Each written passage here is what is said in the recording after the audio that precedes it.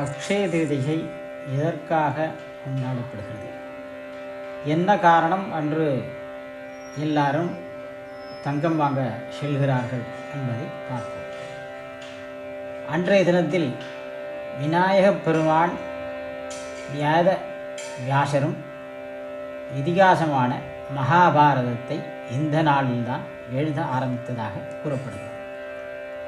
அதேபோல விஷ்ணு பகவானுடைய 6வது அவதாரமான பரசுராமர் இந்த நாளில்தான் அவதரித்ததாக சொல்லப்படுகிறது. இந்த அக்ஷய திருதியை நன்னாளில்தான் அன்னபூரணி தேவி பிறந்ததாக கூறப்படுகிறது. இந்த அக்ஷய திருதியை நன்னாளில் கிருஷ்ணர் தன்னிடம் உதவி கேட்டு வந்த நண்பரான சுதாமாவுக்கு குச்சேலர் என்றும் அவர் அழைக்கப்படுவார். அவருக்கு செல்வத்தையும் பண ஆதாயங்களையும் வழங்கியதாக கூறப்படுகிறது. அல்ல குறையாமல் கொடுத்தார் அவர். அதேபோல கிருஷ்ண பகவான் பாண்டவர்கள் வனவாசத்தில் இருந்தபோது அவர்களுக்கு அக்ஷயவாதரத்தை வழங்கினார். வனவாசத்தில் இருப்பவர்கள் ஒருபோதும் பசி என்று சோர்வடையக்கூடாது என்பதற்காக அக்ஷயவாதரத்தை கிருஷ்ணர் பாண்டவர்களுக்கு வழங்கியதாக ஒரு ஐதீகம்.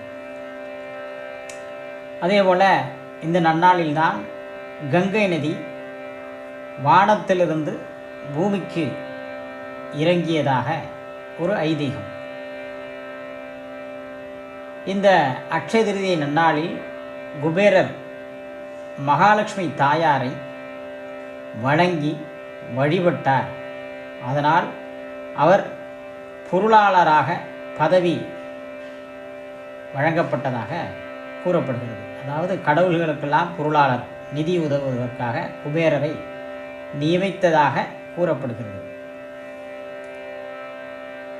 அதேபோல இந்த நன்னாளில் விஷ்ணு பக்தர்களெல்லாம் விரதம் இருந்து எம்பெருமானை வழிபட்டு ஏழை மக்களுக்கு அரிசி, பருப்பு, நெய் போன்ற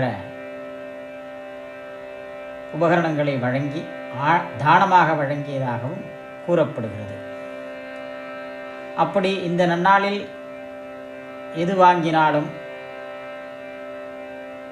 வளர்ந்து கொண்டே இருக்கும் என்பதற்காகத்தான் இந்த நன்னாளில் கிருஷ்ண பரமாத்மா பாண்டவர்களுக்கு அக்ஷயவாதத்தை வழங்கினார். இந்த நாளில்தான் அன்னபூரணி தேவி பிறந்ததாக கூறப்படுகிறது.